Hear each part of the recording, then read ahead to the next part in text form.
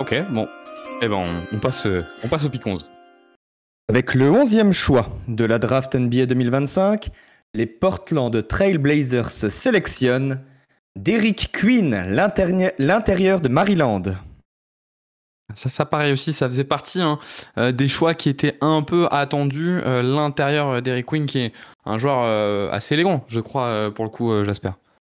Ouais, un peu pâteau, un peu lourd, pas forcément le plus grand, qui a beaucoup déçu avec ses mesures à la combine. C'est pour ça, je pense que ça hype, on en parle beaucoup moins, alors qu'on en parlait beaucoup plus comme un choix, un petit consensus quand même top 5. On est sur un joueur qui a été excellent du côté de Maryland, qui allait assez loin en March Madness quand même. Donc on a en plus un contexte où il a mené un petit peu son équipe dans la gagne. Je me souviens d'un bon game winner, et ils échouent contre Florida, qui au final devient le champion. Donc une saison plutôt positive. Joueur aussi qui a joué avec Cooper Flag, donc même fac avec Monteverde.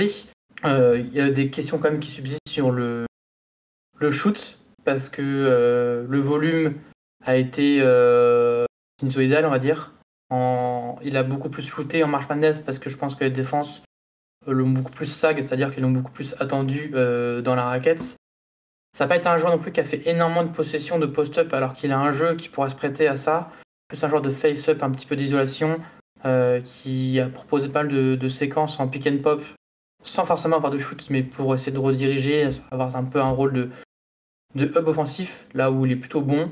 Il y a des bons pourcentages au lancer. Il y avait un petit bout de shoot en high school, il y a encore un bout de shoot en NCAA. La question, c'est est-ce que du coup, c'est suffisant pour évoluer en poste 4, parce qu'on est sur un joueur de 2m8, 110 kg, qui n'est pas forcément un énorme protecteur de cercle. Et c'est un freshman qui a déjà 20 ans, donc qui est déjà par exemple plus âgé que Murray Bowles, qui a déjà 2 ans, et qui a 2 ans d'avance sur un joueur comme Cooper Flag. Donc est-ce que ça rentre dans le développement aussi physique? C'est une question qu'il faut se poser.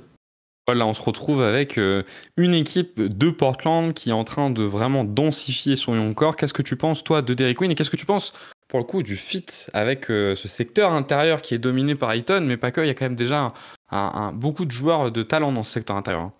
Alors, j'aime pas le joueur et j'aime pas l'équipe. Donc, bim, au moins, c'est net.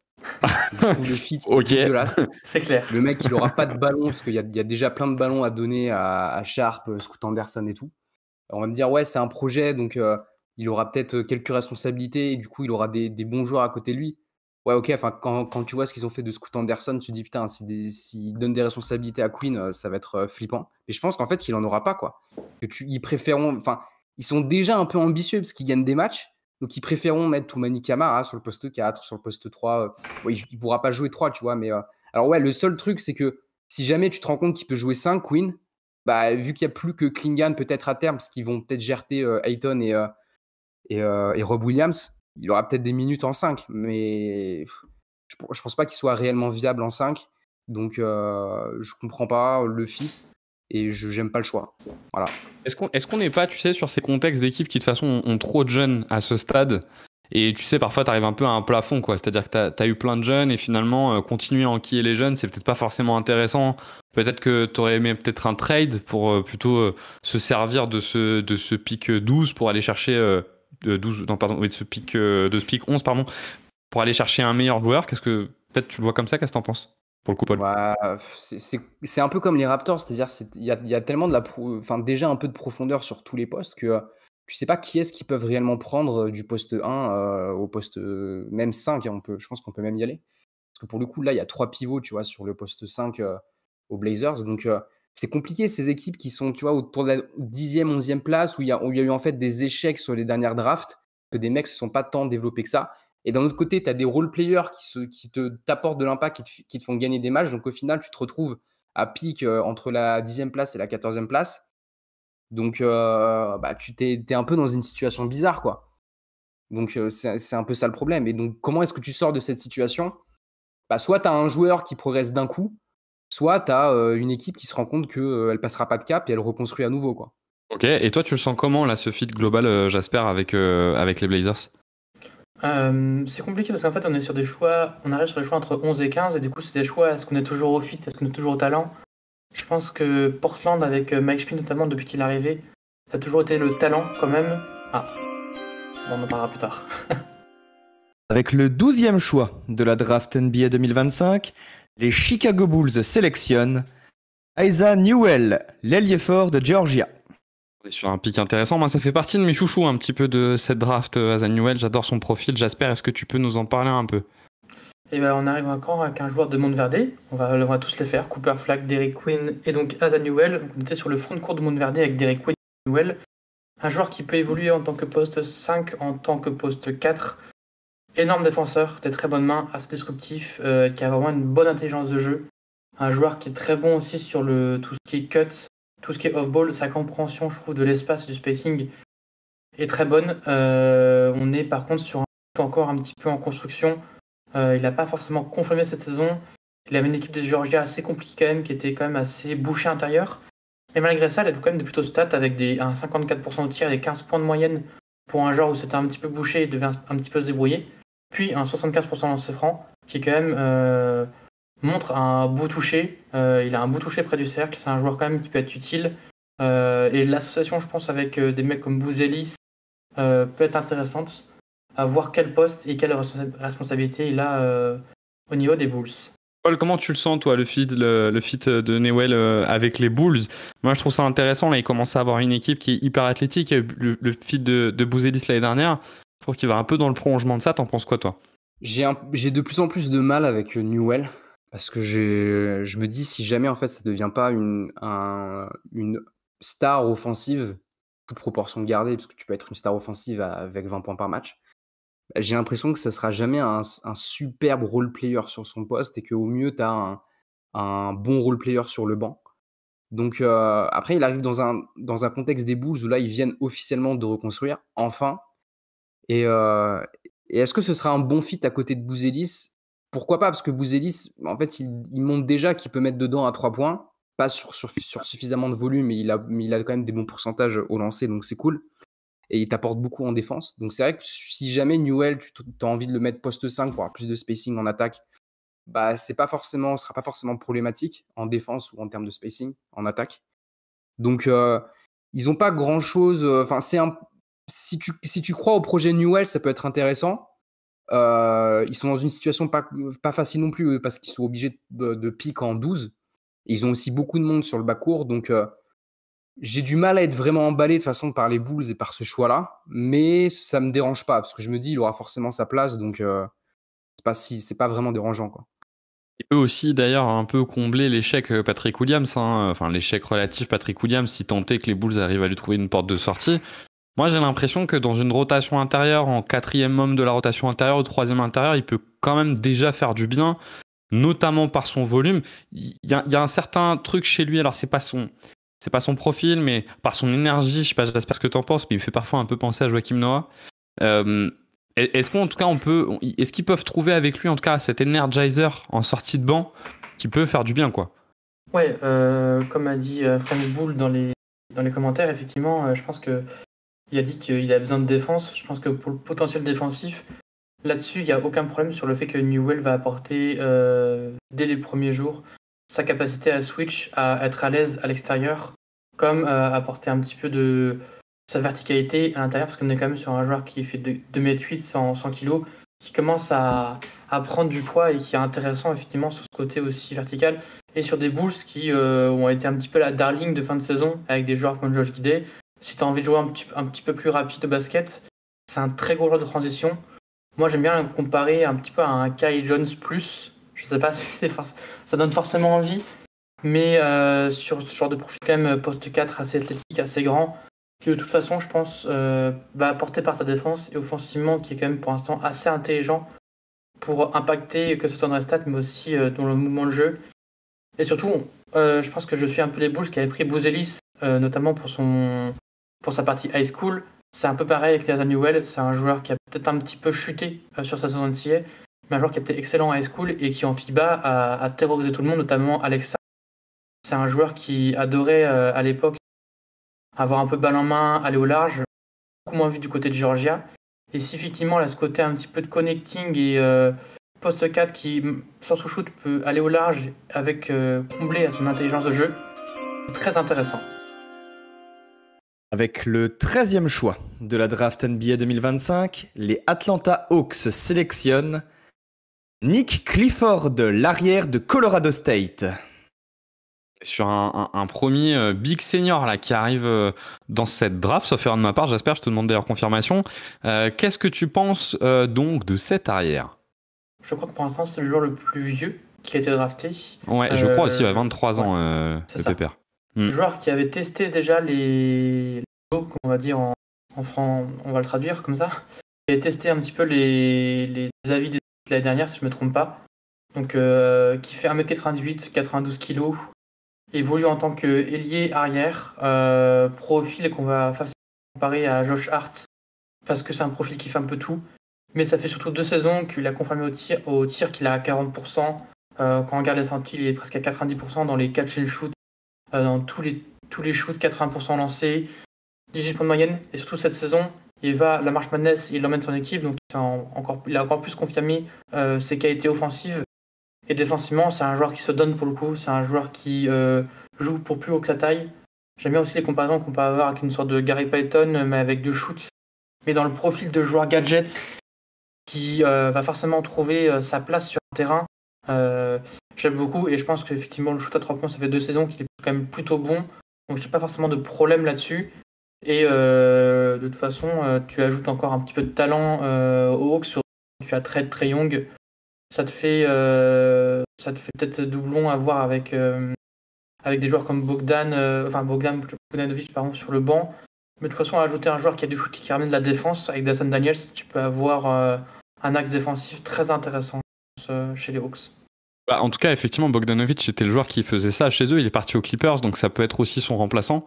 Pour le coup, est-ce que en dehors du shoot, on a parce que c'est vrai que les profils de pur shooter, on l'a vu avec Dalton Connect cette année, qui est pas qu'un profil de pur shooter, ça peut avoir un certain nombre de limites. Est-ce que il a un peu de drive, est-ce qu'il a un peu de défense, un peu de passing, ou est-ce qu'on est vraiment sur du shoot quoi? Plus de shoot quand même. Il a un peu de passing, c'est pas sa qualité première. Je pense par contre beaucoup en défense. Je compare à Josh Hart, c'est un très bon défenseur. Surtout, on voit 9 rebonds pour un joueur qui fait 1m98. C'est assez énorme. 4 passes décisives, je dirais plus parce que c'est le cas que c'était un joueur qui avait tous les ballons dans une fac de Colorado State qui n'était pas quand même la plus grosse fac. Mais 1,2 interception et 0,6 contre pour un joueur de 1m98 qui jouait 35 minutes, donc qui était vraiment omniprésent sur le terrain. C'est très bon, et en termes de moteur, j'aime beaucoup en tout cas le moteur qui peut apporter en défense, le dynamisme et la capacité à être aussi disruptif sur les lignes de passe. Paul, tu le sens comment là, cette arrivée de Clifford dans un contexte d'Atlanta où pour le coup il va avoir un peu des ballons à prendre avec le départ de Trae Young? Est-ce que pour toi c'est le bon profil? J'aime beaucoup le joueur. Donc dans tous les cas, je pense qu'il aura une carrière en NBA. Je pense que ça peut être un espèce de Desmond Bane du pauvre, parce que Desmond Bane s'est quand même très bien développé, donc je sais pas s'il sera aussi fort que lui, mais je pense qu'offensivement il peut très bien se développer, même s'il est déjà âgé. Maintenant, alors même si les Hawks c'est vrai que là ils reconstruisent, donc tu pourrais te dire ouais, est-ce que c'est intéressant de prendre un joueur de 23 ans? Dans tous les cas, vu que si tu crois au fait qu'il va réussir en NBA, bah ouais, autant le prendre. Au pire, dans 3-4 ans, tu le trades à nouveau, comme tu vois ce qu'a fait Memphis là, bah ils ont trade Desmond Bane. Donc tu peux toujours le trade à nouveau dans 3-4 ans parce qu'il sera sous contrat rookie. Donc j'aurais préféré le voir dans un contexte de win now, mais ça me dérange pas non plus parce que il va s'éclater, il aura des ballons, il va montrer ce qu'il sait faire et ils verront qu'ils auront un bon retour sur investissement. Okay, ben on verra effectivement s'il arrive à avoir ça. C'est vrai qu'en plus, voilà, une fois de plus, on sait que ce roster-là avait l'habitude avec Bogdanovic d'utiliser ce genre de joueur, donc ça pourra faire un peu, ça pourra un peu rappeler cet élément-là. Est-ce que vous auriez imaginé peut-être les voir aller chercher un intérieur? Est-ce qu'il en restait? Tu vois, j'espère. On sait que Clint Capella est plus si jeune que ça, que doucement Okongwu est en train de prendre la main, mais est-ce que il restait un intérieur intéressant pour eux? Dans cette range-là, je regarde mon board de tête. Si, il y a des mecs comme Thomas Herbert que tu peux prendre, je pense, qui ont été en plus invités à la Green Room. Après, si tu veux vraiment des 7-footers, on est plus sur des Danny Wolf, Max Reno, Anthony Young. Donc pour cette place-là, en 13-15, c'est un peu compliqué, ouais. Avec le 14e choix de la draft NBA 2025, les San Antonio Spurs sélectionnent Rashir Fleming, l'ailier fort de Saint-Joseph. Ah, ça, il y a un ailier fort pour le coup du côté des Spurs qui sont assez dotés là-dessus, mais on sait qu'il y a des rumeurs de trade, notamment de Jérémy Sochan. Est-ce que tu peux nous parler un peu du profil, j'espère? Joueur qui a fait prospect du coup 0 étoile, donc recrue qui n'était pas du tout, même pas rank pour le dire, qui a fait toute sa carrière du côté de Saint-Joseph, les Hawks, fac de mid-major du coup. C'est un junior, donc il a sa 3e saison. Et cette saison, il fait quand même une saison assez énorme. On a vu en plus sa mesurement à la combine 2m7, 2m8 avec une wingspan de 2m23. Donc on est sur un joueur assez longiligne, physiquement qui est déjà prêt, athlétiquement qui saute quand même assez haut, qui a un profil hyper intéressant. Et surtout cette saison, c'est 40% à 3 points. Aucun tir en pull-up, c'est que des catch and shoot, aucune création de lui-même. Donc ça, on va se poser des questions sur le rôle en attaque. Au final, c'est shoot à 3 points et rien d'autre pour l'instant, avec 2-3 flashs dans toute la saison, un petit peu de passing, un petit peu d'attaque du cercle, mais c'est beaucoup trop faible pour que ce soit une vraie qualité. Mais aussi, ce qui est intéressant, c'est que c'est un joueur, je pense, qui peut évoluer poste 5 parce que peut-être que la taille n'est pas le cas, mais sur du small ball, sur du jeu rapide, avec la protection de cercle et la qualité défensive qu'il a, parce qu'il est hyper mobile, notamment sur la défense, la rapidité par exemple latérale, il est assez... On l'a vu cette saison, évoluer en tant que poste 5 dans un small ball, évoluer en tant que poste 4 dans tous les cas, il a été très bon défensivement, il sait défendre en drop, il sait faire du switch. Je pense qu'à côté de Wemby, ça peut être un joueur hyper intéressant. J'adore ce pick. Sans ce pick, toi, Paul, de ton côté. Alors là, on comprend bien avec ce que nous dit Jasper qu'on n'est pas du tout sur le même profil que Jérémy Sohan. Est-ce que tu le sens bien fit ou est-ce que tu penses que c'est un peu un test là que font les Spurs avec lui? Je pense que c'est un des meilleurs fits de tout ce qu'on a dit là, enfin des 14 premiers picks, je pense que c'est un des meilleurs fits. Parce que, alors, le seul truc avec Fleming, c'est est-ce que le shoot est vraiment si bon que ça? Parce qu'il a mis dedans cette saison, mais ça ne veut pas dire forcément que ce sera un superbe shooter, parce que c'était dans un contexte où voilà, c'était une petite fac. Est-ce que dans un contexte NBA où il aura beaucoup moins la balle, où il faudra vraiment être, tu vois, il faudra mettre ses shoots au bon moment, quoi. Est-ce que ce sera un si bon shooter que les chiffres le laissent penser? Bah ça, c'est une autre affaire, c'est une autre histoire. Mais je pense que si tu crois à son shoot, il y a un tel fit défensivement avec Wemby où les mecs, en fait, ils ont des bras, enfin, c'est des tours, quoi. Donc, je pense que avoir un superbe 3&D sur les postes de forward et notamment sur le poste 4, en sachant en plus que voilà, il y a Harper, il y a Fox, il y a Castle, c'est un super fit. Et même si ça marche pas trop, est-ce que c'est un si gros risque que ça? Au final, tu prends Fleming qui a quand même, qui est peut-être un peu âgé, mais il n'est pas non plus si âgé que ça. Donc, franchement, ouais, très bon choix. Super fit. Et est-ce qu'on est à un stade où les Spurs là sont à un trade de vraiment pouvoir jouer le titre? C'est vrai qu'ils ont une équipe assez complète. Ils ont bon, Victor, il faudra voir comment il revient de blessure, mais Victor effectivement est totalement fiabilisé. Ils ont un numéro 2 avec Fox. Ils ont des jeunes qui sont plus si jeunes que ça, qui sont plus ils ont beaucoup de role players plus. Est-ce que vous pensez qu'il faut que les Spurs trade une dernière fois pour réussir, pour le coup, à finir leur équipe ou pas? On pourrait voir peut-être plus loin dans la draft d'ailleurs un trade des Spurs pour essayer de se renforcer encore plus. Ouais, je pense que... Pareil, à voir Castle, qu'est-ce que les Spurs veulent en faire? Il vient de faire une grosse saison. Est-ce que tu veux plus se responsabiliser en tant que plus qu'un role player? Parce que pour l'instant, c'est un role player un petit peu de... Un très bon player. Est-ce que c'est un role player de luxe? À quel point ça peut être une seconde option, par exemple, pour le titre ou pas? Je sais pas.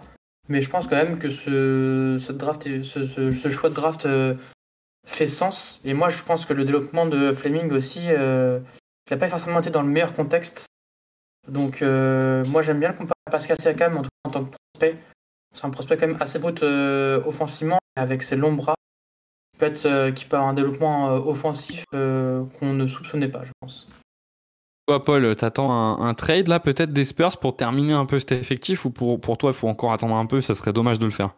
Trade de Vassell absolument, de Jérémy Sohan absolument, de Keldon Johnson absolument. Voilà. Ah oui, d'accord, ok.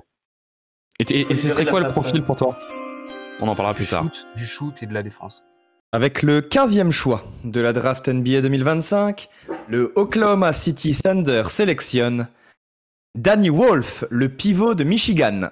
Incroyable, on est sur un nouveau pivot, donc côté OKC, hein, on le sait, ils sont dans une situation un peu particulière, notamment en termes de salary cap, ils vont avoir des gros mouvements bientôt et on ne sait pas si Hartenstein pourra rester si longtemps que ça dans cette équipe. Il récupère ce joueur avec un nom tout droit sorti d'un Marvel. Jasper, est-ce que tu peux nous décrire un petit peu le profil de Danny Wolf?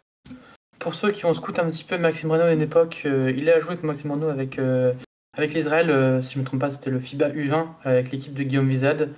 On est sur un joueur un peu plus âgé, 21 ans, 7-footer, donc là il est style de mec 15, 113 kg. Un joueur assez particulier parce que c'est un joueur en fait qui a 20% de sa possession en tant que ball handler sur le pick and roll. Oui, on parle d'un joueur de 7-footer qui fait autant de pick and roll. Je pense que en tant que scout, je n'ai jamais vu un joueur qui a autant de possession en tant que créateur principal.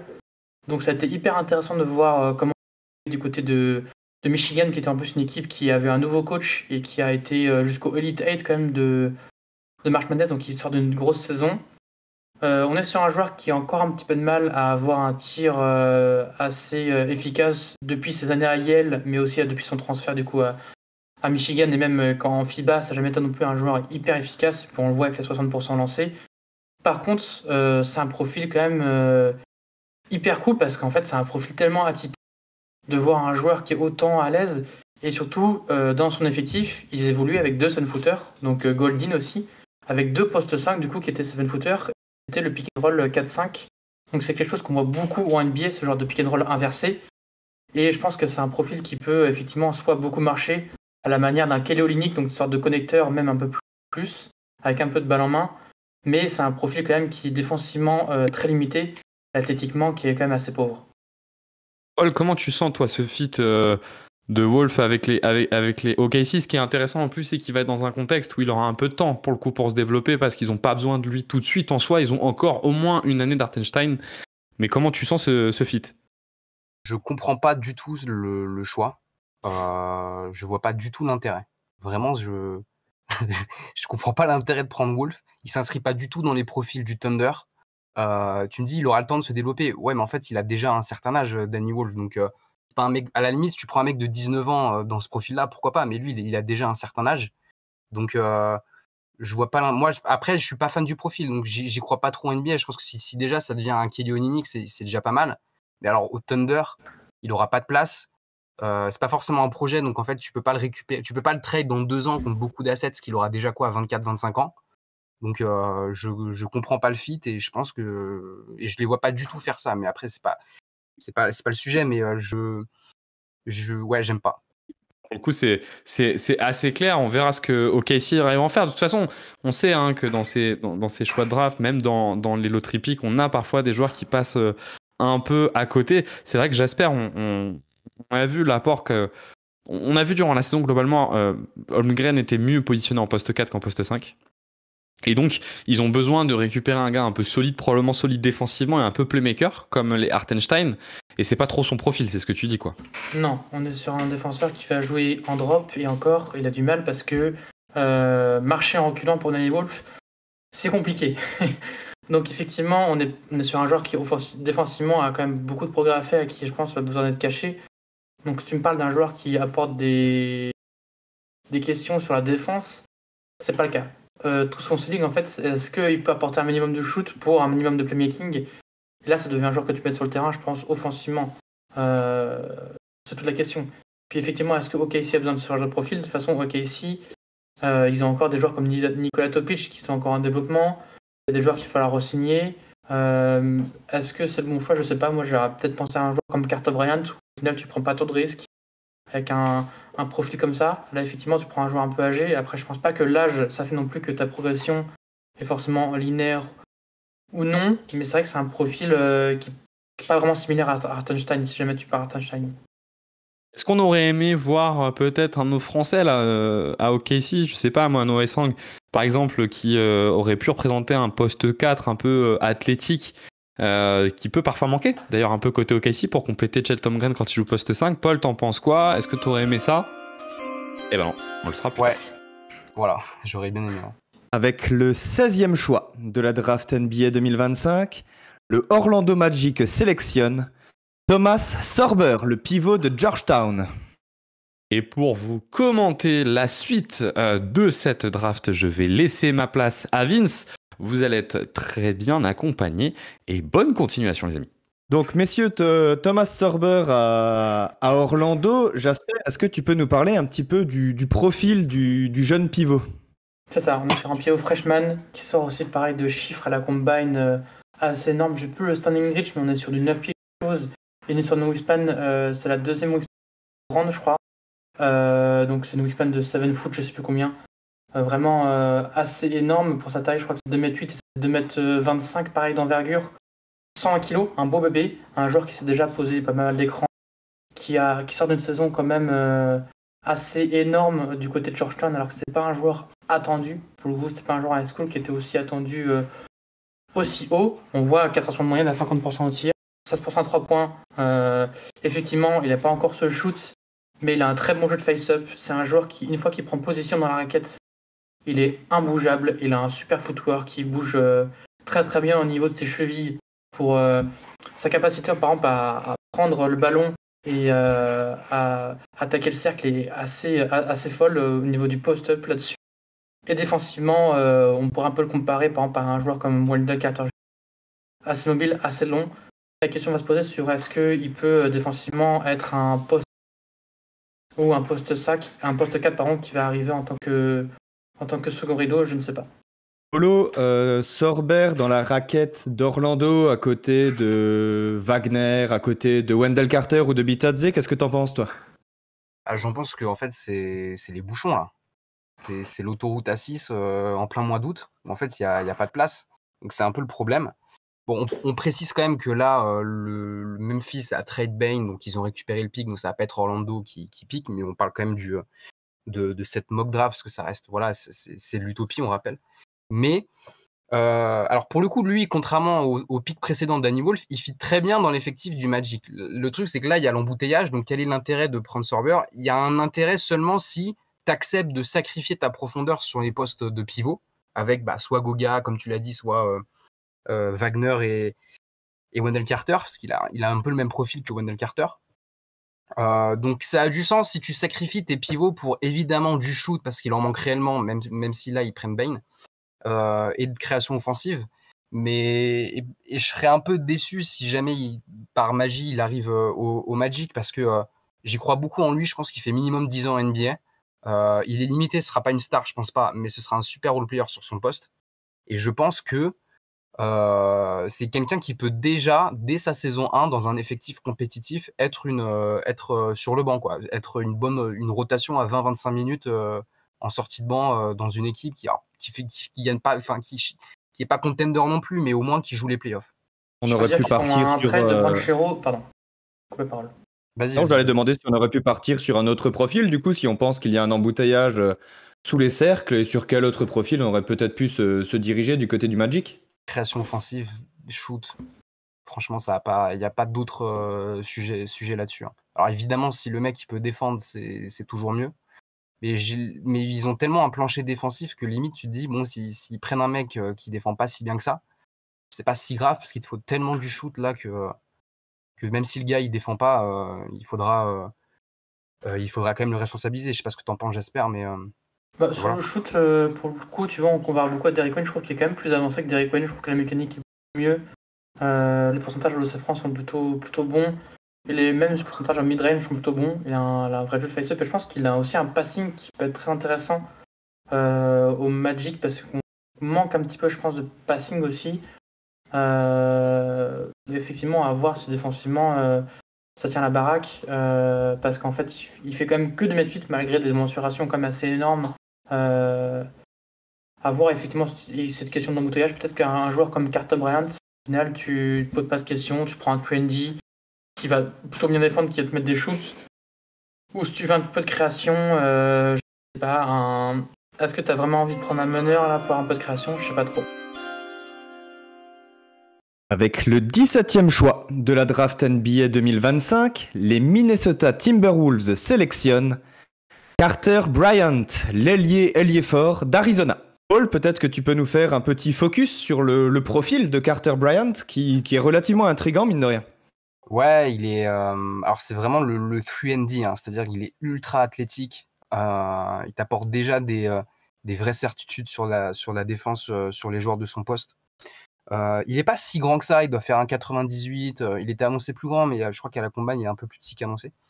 Mais alors, et en attaque, bon, le problème, c'est que là, il était à Arizona cette saison, donc il n'était pas si responsabilisé que ça.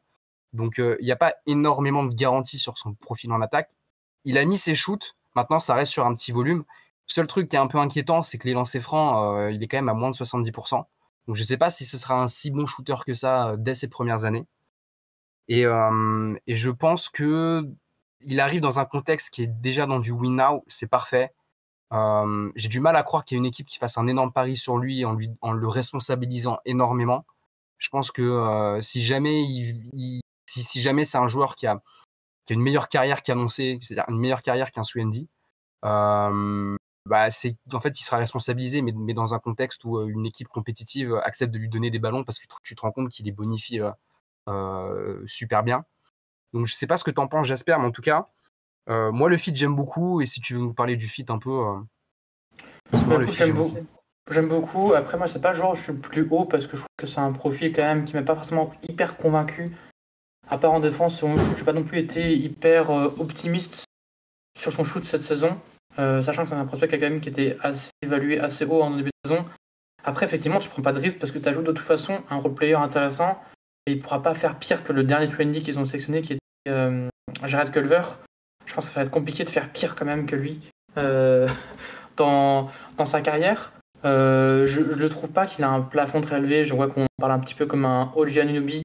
Je pense pas qu'il a ce niveau de défense, ce niveau de qualité en tout cas aujourd'hui. Par contre, il y a des flashs intéressants effectivement de défense au large, de défense un petit peu à l'intérieur. Et c'est un joueur qui peut être excellent sur les ailes.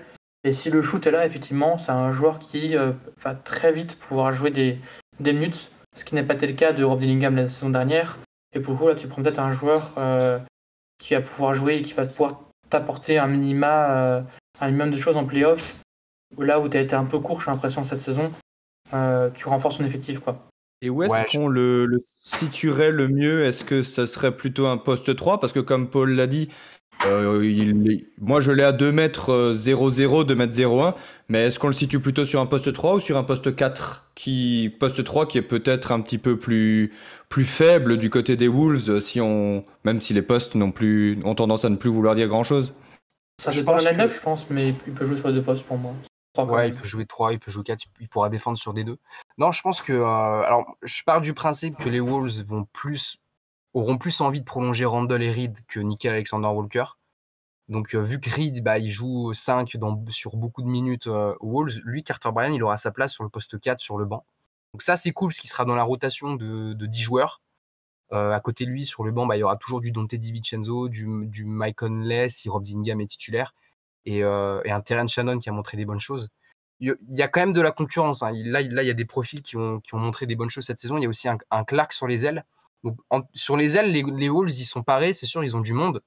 Maintenant, je trouve que le fit, encore une fois, est cool.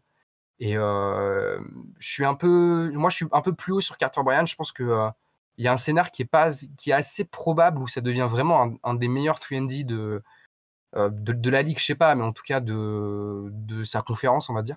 Et par contre, je pense que il n'y a pas vraiment d'upside de star, mais on peut être surpris. Et je pense que défensivement, il va être dans un contexte où là, il a du vétéran, il a des mecs qui ont montré qu'ils pouvaient défendre très bien. Tu vois, il va apprendre avec Jaden McDaniels. Donc là, c'est sûr qu'il y a déjà du bon matos aux Wolves. Donc c'est intéressant. Je pense pas qu'il vaut la peine d'être pris dans un top 10 de draft pour l'instant. Donc en 17, c'est à saisir. Tu dis que ça peut être potentiellement un des meilleurs 20. Est-ce que tu penses qu'il peut avoir un développement à la très meilleure fille au final très vite s'il développe... Ah bon. Avec le 18e choix de la draft NBA 2025, les Washington Wizards sélectionnent Noah Essengue, l'intérieur de Ulm. Donc voilà notre premier Français de cette draft. Jasper, est-ce que tu peux nous dire un petit peu 2 mots sur le profil de Noah Essengue est-ce qu'il est ailier fort, est-ce qu'il est pivot notamment? C'est plus un ailier, voire ailier fort, c'est plus un 3-4 qu'un 4-5, je pense. Profil très athlétique. Une comparaison physique assez simple, ce serait Jeremy Grant. Pour le coup, je pense que ça saute un petit peu aux yeux. On est sur un profil qui est parti du coup assez tôt de la France pour rejoindre Ulm. Ulm qui est la meilleure franchise en Europe pour développer les prospects parce qu'ils ont les meilleures infrastructures tout simplement et qui peuvent offrir du temps de jeu à leurs jeunes. On l'a vu avec Ben Sarr, on l'a vu aussi pas comme Dadier récemment. Essangué ou Essang, je sais pas trop comment on dit, mais je lis Essangué, je vois un accent donc je dis Essangué comme ça sera. J'aime beaucoup, pour moi c'est un joueur qui est un no-brainer en top 10. Je pense que pour un joueur de 18 ans, avoir l'impact qu'il a eu cette saison, on est sur 12 points de moyenne, 5 rebonds, une passe décisive, 1,4 interception, 0,7 contre. C'est assez énorme en 23 minutes. Il a un impact énorme. Je ne sais pas si la rim pressure pourrait être la même, en tout cas en NBA, parce que c'est un joueur quand même qui vit beaucoup au niveau du cercle.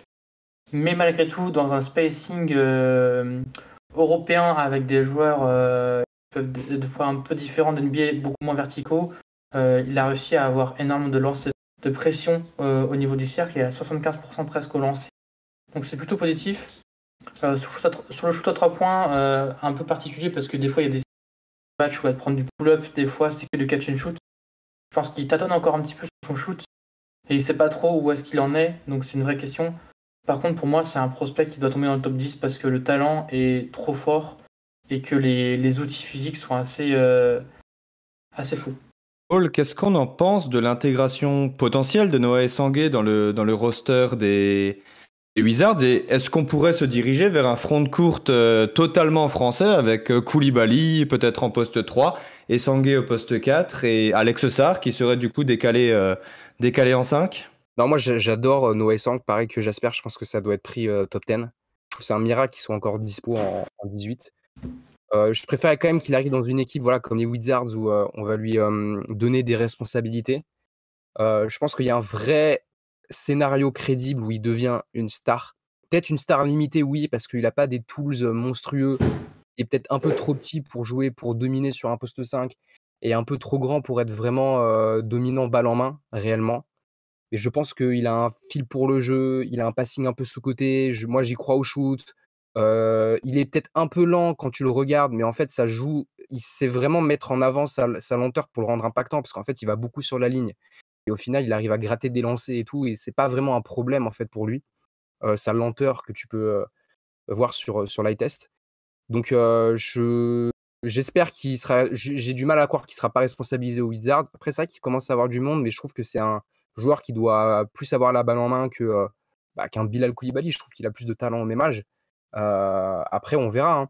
Mais ce qui est sûr, c'est qu'en plus, je pense qu'il peut être très fit avec Alex Sarr.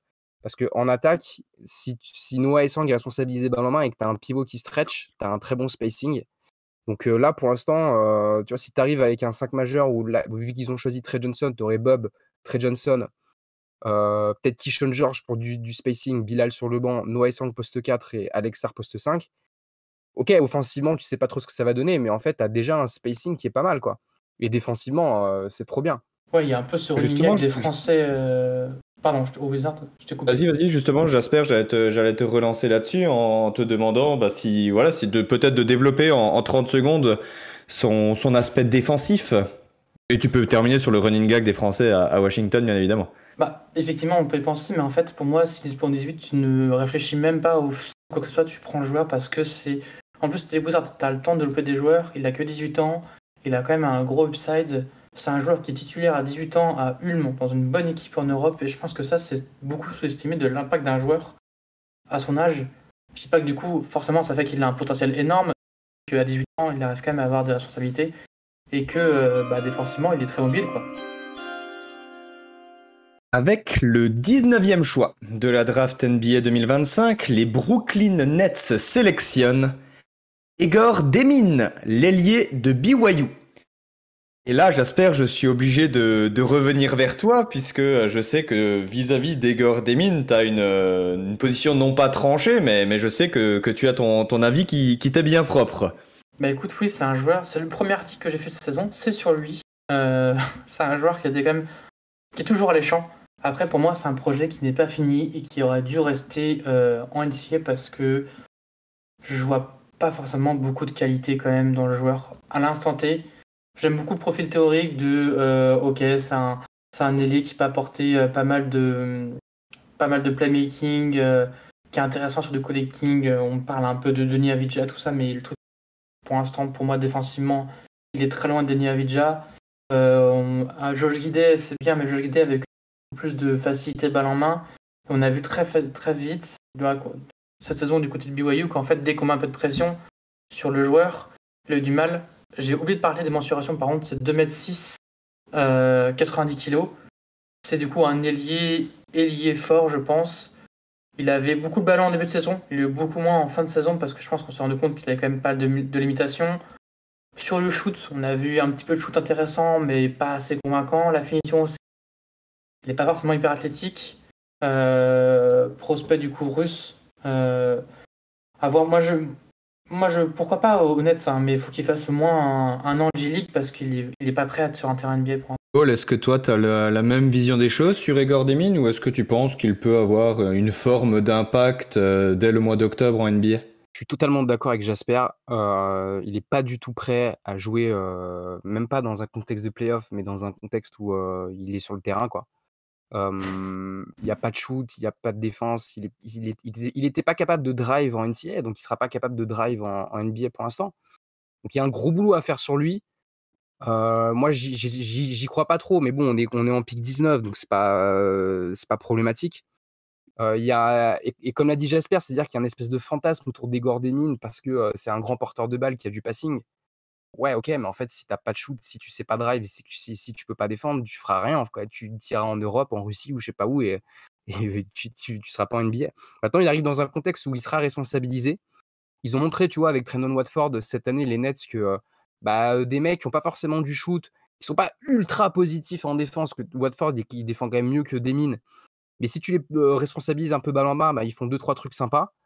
Mais finalement, ils ont déjà, tu vois, ils ont déjà pris Fears en espèce de projet un peu ball and learn dans cette draft. Donc, j'aurais préféré qu'ils se mettent sur d'autres profils plutôt que Demin. Mais peut-être qu'ils ont confiance en Jordi Fernandez pour en fait donner suffisamment de ballons à tout le monde. Donc, c'est pas inintéressant. Je pense qu'il vaut mieux qu'il aille dans un effectif qui lui donnera du temps que dans un effectif où qui joue déjà quelque chose où là, pour moi, ça aurait aucun intérêt. Mais j'ai envie de dire pourquoi pas. Maintenant, ouais, moi, j'y crois pas trop. Donc, En fait, avec Fears et Gordon, tu fais une draft d'équipes qui jouent les dernières places, quoi. Tu fais une draft un peu du Jazz dans le sens où tu vas prendre les meilleurs upside et tu te dis what if un petit peu. Mais est-ce qu'aujourd'hui, Brooklyn gagne peut-être trop de matchs pour penser à développer ces joueurs-là, quoi?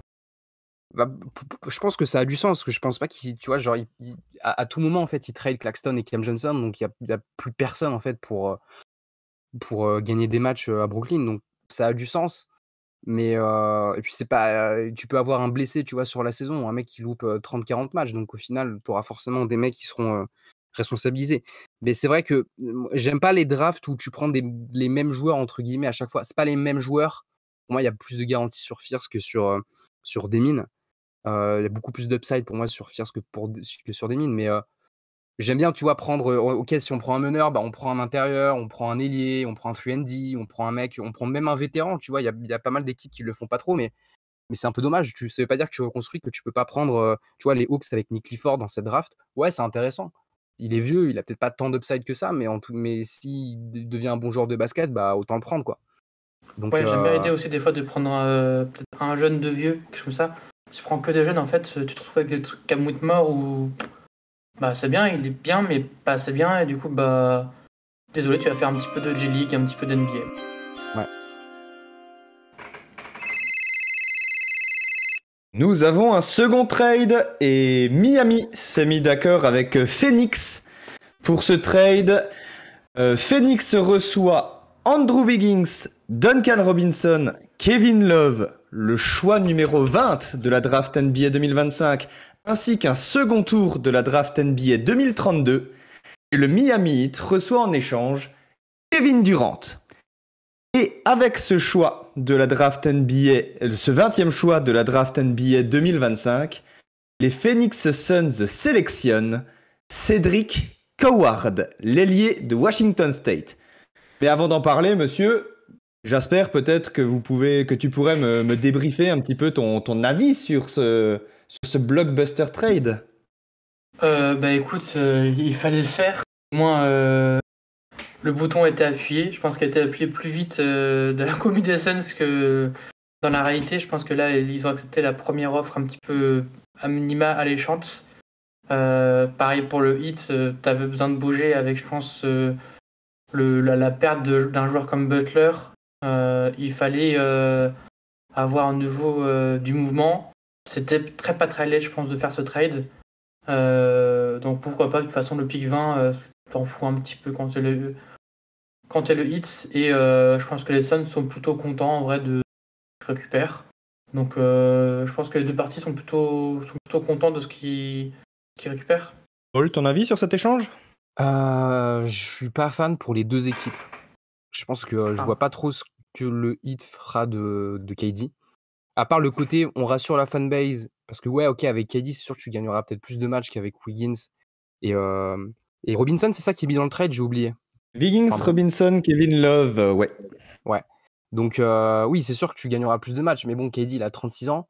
Il y a toujours pas de vrai franchise player leader dans cet effectif, même si tu ramènes KD. Donc ouais, ok, tu gagneras plus des matchs sur du court terme, mais en fait, je les vois pas dépasser non plus de demi de conf ou même des finales de conf. La conférence Est, elle est pas si deep que ça, mais il y a quand même des grosses équipes. Et pour les Suns, je pense que même si KD, ok, il est vieux, il fait chez tout le monde, il a pas une si grosse valeur que ça sur le marché, je pense que tu peux avoir mieux quand même que Wiggins et Robinson.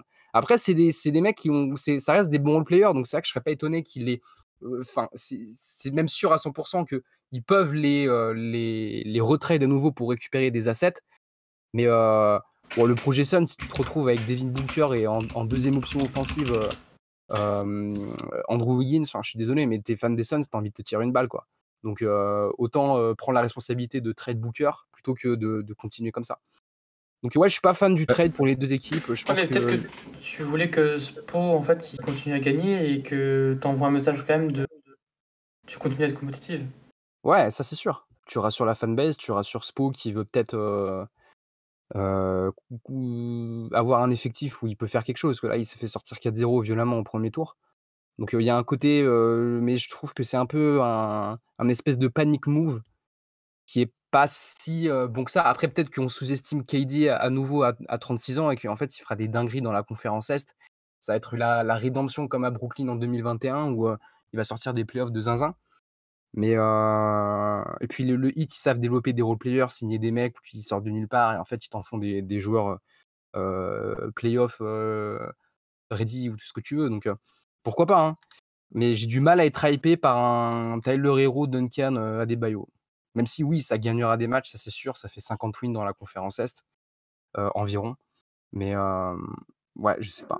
Paul, tu as parlé de l'effectif de Phoenix avec Devin Booker et des interrogations derrière. Mais on a donc Cedric Coward qui atterrit dans l'Arizona et peut-être que Jasper, tu peux nous faire un peu le profil de l'ailier? Alors c'était pas un ailier qui a été ranké très haut toute la saison. Pas mentir, c'est pas forcément un joueur en plus qu'on a beaucoup regardé. C'est un joueur de coup que j'ai regardé un petit peu après les échos de la Combine parce que c'est pas forcément un joueur qui m'a tapé dans l'œil non plus. C'est un senior, 1m98, 87 kg. Je crois qu'on est sur une envergure, c'est pareil, je sais plus exactement, mais c'est les mêmes chiffres globalement que Jalen Williams. Donc forcément, il y a un petit fantasme là-dessus. Un shoot qui a été quand même un petit peu mieux en fin de saison. Après, en termes de qualité, je trouve que défensivement, versatile. Il a quand même un 40% à 3 points, 83% pardon, au lancer franc. Je trouve pas non plus que ce soit un défenseur exceptionnel. J'aime pas trop son jeu de drive, j'aime pas trop son jeu de passe.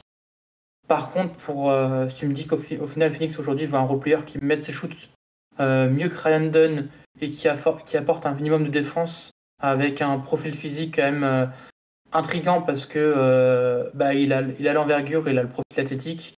J'aime bien. De toute façon, dans ces choix-là, je pense qu'il faut quand même un petit peu prendre au coup de cœur. Si tu penses que c'est le joueur qui peut être un bon role-player dans ton effectif, why not?